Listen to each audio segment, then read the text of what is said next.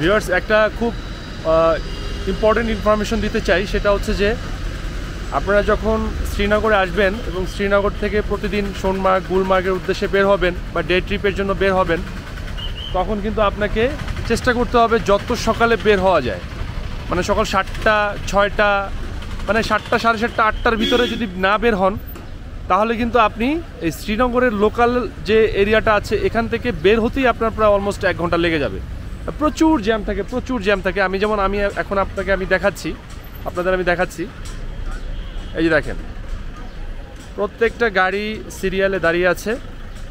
এই আমি ডাল লেকের পাশে 2 নম্বর গেটের পাশে আপনি দেখেন পুরা রাস্তাটা কিন্তু জ্যাম, সব ফুল রাস্তা জ্যাম, ফুল ট্রাফিক।